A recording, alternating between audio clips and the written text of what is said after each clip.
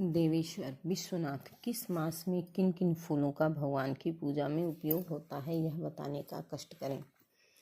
चैत्र मास में चंपा और चमेली के फूलों से केशव का प्रयत्नपूर्वक पूजन करना चाहिए। दौना, कटसरैया, वरुण वृक्ष के फूलों से भी जगत के स्वामी सर्वेश्वर श्री विष्णु का पूजन किया जा सकता है।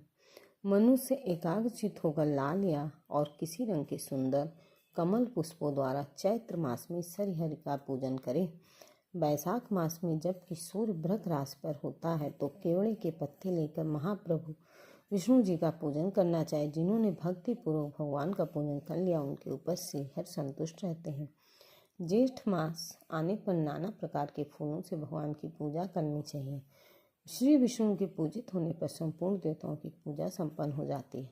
आषाढ़ मास में कनेर के फूल, लाल फूल, कमल के फूलों से भगवान की विशेष पूजा करनी चाहिए। जो मनुष्य इस प्रकार भगवान की विष्णु की पूजा करते हैं वे पुण्य के भागी होते हैं। जो स्वर्ण के समान कदम्ब के फूलों से सर्वव्यापी गोविंद की पूजा करते हैं उन्हें कभी यमराज का भय नहीं होता है। इसी प्रकार कदम्ब का फूल पाकर भी विश्व विधाता श्री हरि को विशेष प्रसन्नता होती है। सुरेश्वरी, तुलसी, श्यामा तुलसी तथा अशोक के द्वारा सर्वदा पूजित होने वाले श्री विष्णु नित्य प्रति कष्ट का निवारण करते हैं।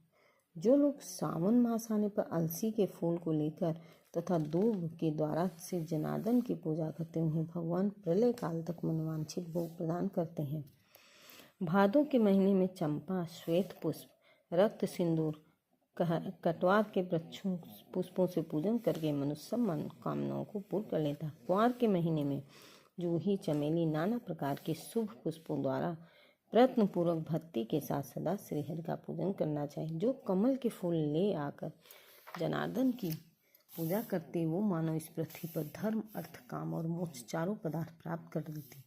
कार्तिक मास आने पर परमेश्वर श्री विष्णु की पूजा करनी चाहिए।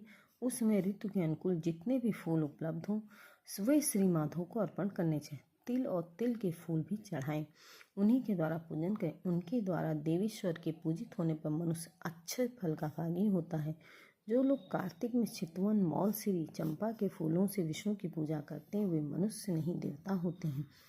माघशीर्ष मास में नाना प्रकार के पुष्प, विशेषतः दिव्य पुष्प, उत्तम नैवेद्य, धूपों तथा आरती आदि के द्वारा प्रयत्नपूर्वक भगवान का पूजन करें। पूष मास में नाना प्रकार के तुलसी दल, कस्तूरी मिश्रित जल के द्वारा पूजन करना चाहिए। माघ मास आने पर नाना प्रकार के फूल से भगवान की पूजा करें। उस समय कपूर से तथा नाना प्रकार के नैवेद्य एवं लड्डुओं से पूजा होनी चाहिए। इस प्रकार देवेश्वर पूजित होने पर निश्चय ही मनोवांछित फल को देते हैं। फागुन में भी नवीन पुष्प अथवा सब प्रकार के फूलों से श्री हरि का करना चाहिए। सब तरह के फूल लेकर बसंत काल की पूजा संपादन करें।